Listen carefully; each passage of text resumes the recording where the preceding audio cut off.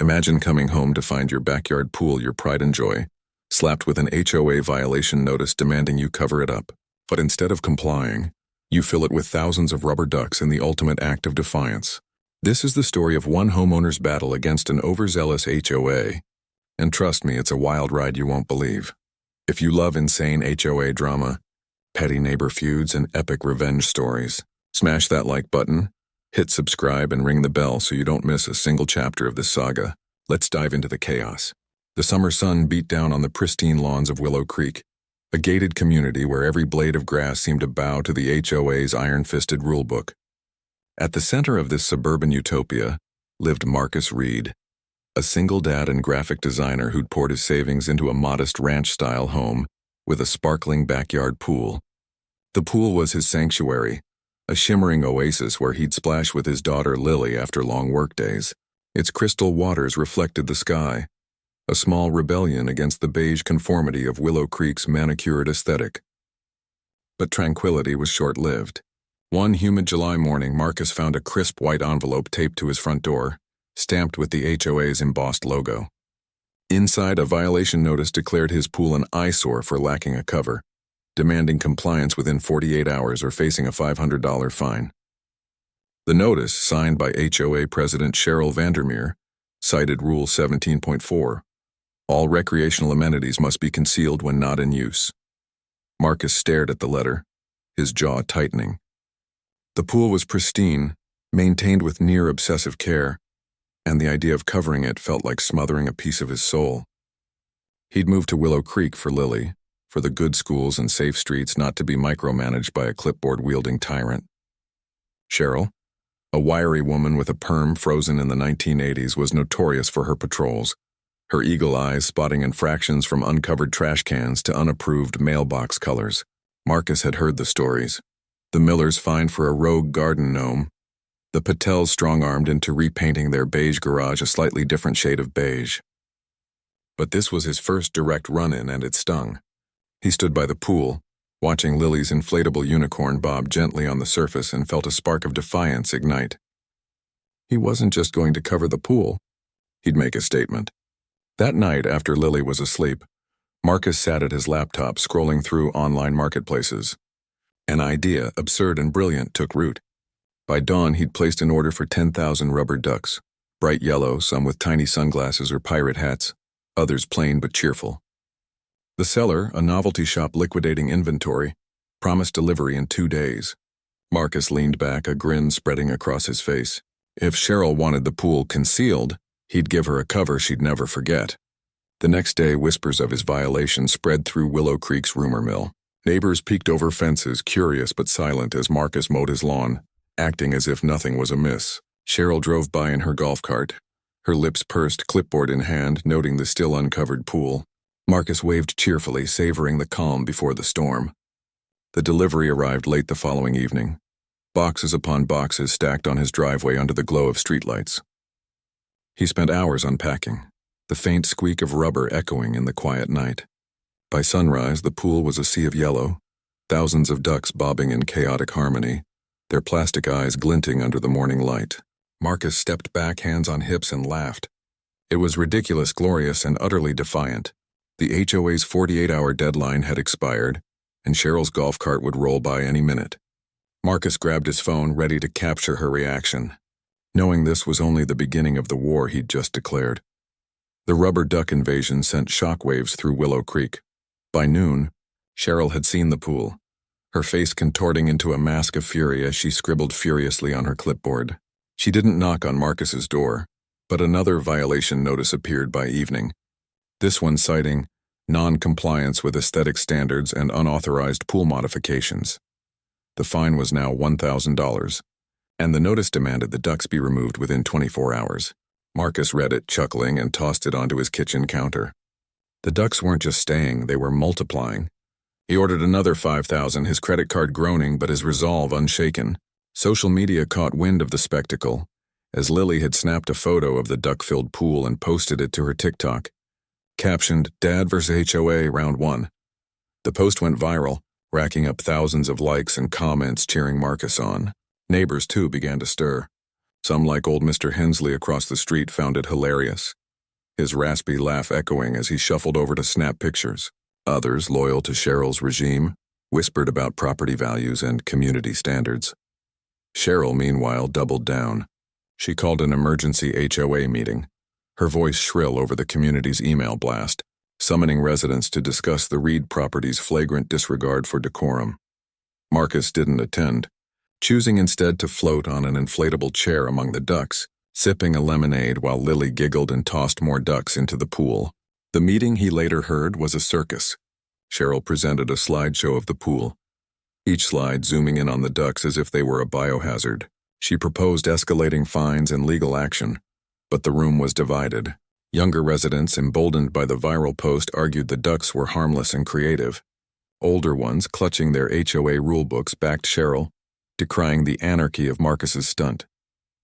The meeting ended with no consensus, but Cheryl wasn't done. The next morning, Marcus woke to a tow truck in his driveway, sent by the HOA to impound non-compliant property.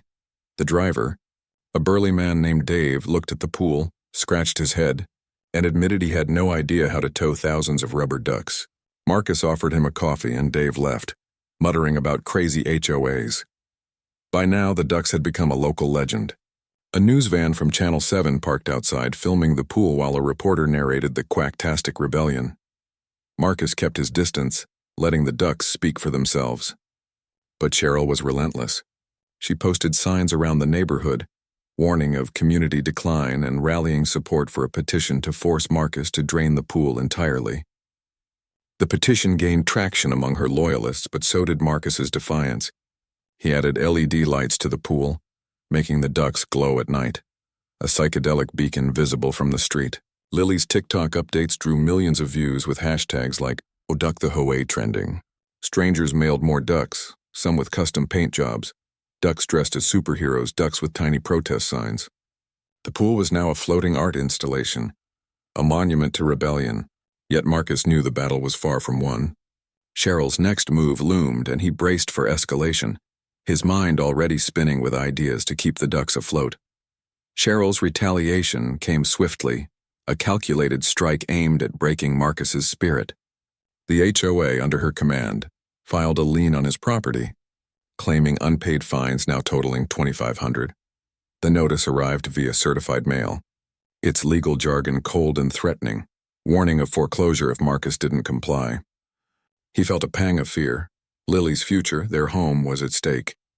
But fear morphed into resolve as he watched his daughter toss a glitter-painted duck into the pool, her laughter cutting through the tension.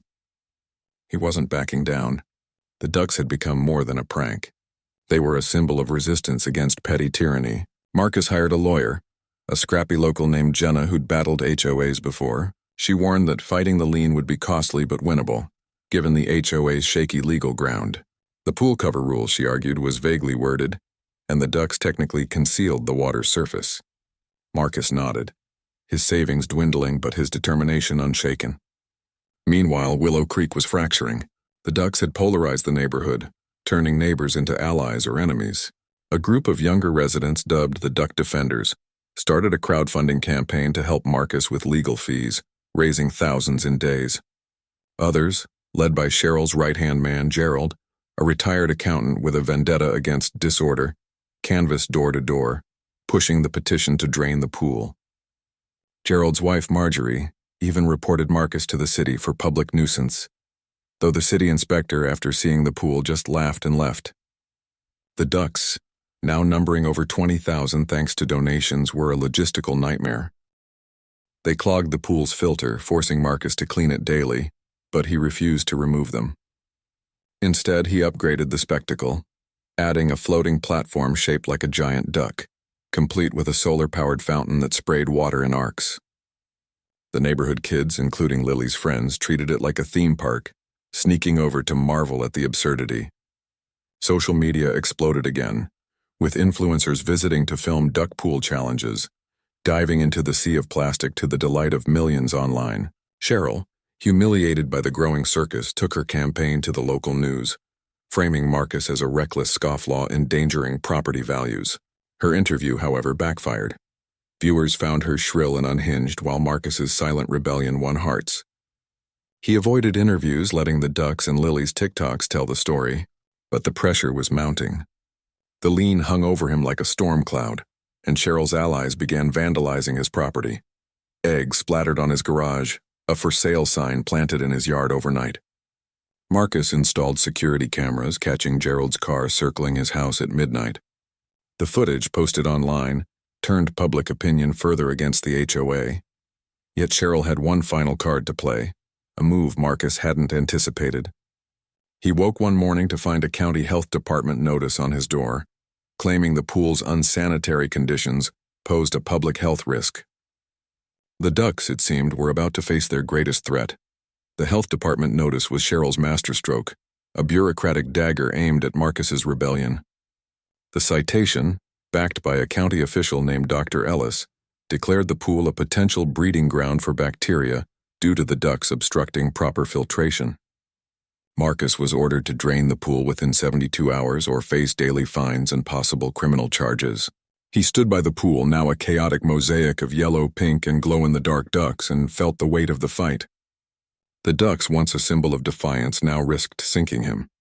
Jenna, his lawyer, dug into the health claim, discovering Dr. Ellis was Cheryl's cousin, a connection that reeked of collusion.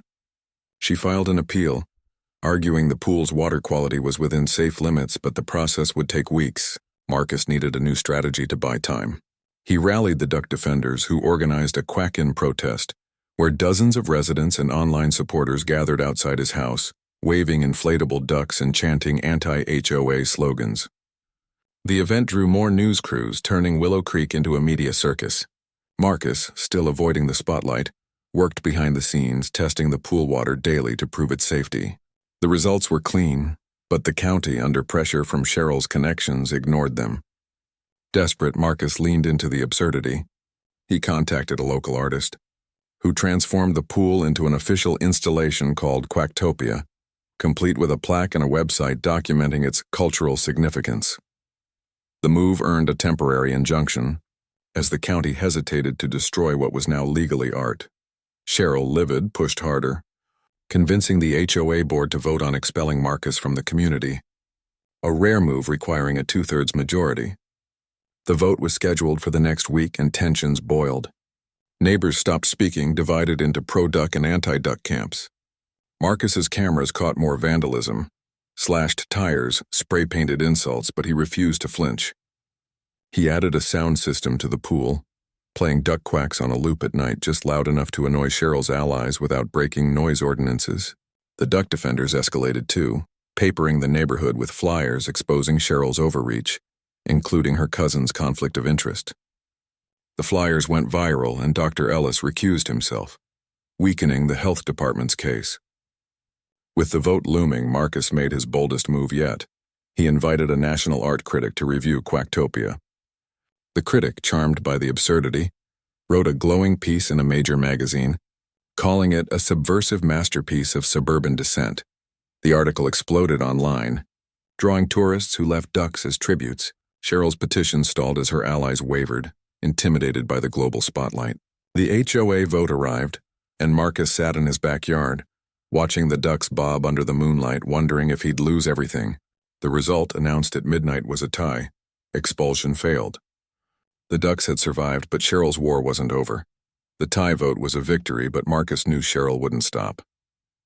The health department, now under scrutiny, dropped its citation after Jenna's appeal exposed the conflict of interest. But the HOA lien remained, a financial noose tightening around Marcus's home. He was exhausted, his savings nearly gone, yet the ducks still floated, a defiant reminder of why he'd fought. The neighborhood, fractured beyond repair, began to heal as Cheryl's influence waned. Her allies, embarrassed by the media storm, distanced themselves, and Gerald resigned from the HOA board after his vandalism was exposed. Marcus, with the duck defenders' help, negotiated a settlement. The HOA would lift the lien if he removed half the ducks and installed a partial cover. He agreed reluctantly, keeping 10,000 ducks as a permanent fixture, now legally protected as art. Quacktopia became a Willow Creek landmark, drawing visitors who tossed coins into the pool. Turning it into a wishing well for charity, Marcus donated the funds to a local children's hospital, cementing his legacy as a folk hero. Cheryl, humiliated, sold her house and moved. Her reign ended. Marcus and Lily swam in the pool one last time before winter, the remaining ducks bobbing around them, a testament to their victory. The HOA rewrote its rules, loosening restrictions, and Willow Creek embraced its newfound quirkiness. Marcus, now a local legend, looked at the pool, its water sparkling under the setting sun, and felt peace. The ducks had won. If you loved this wild HOA saga, hit that subscribe button, like this video, and share it with your friends. Got your own HOA horror story? Drop it in the comments, we might feature it next. Stay tuned for more crazy neighbor dramas, and let's keep the quacktastic vibes rolling.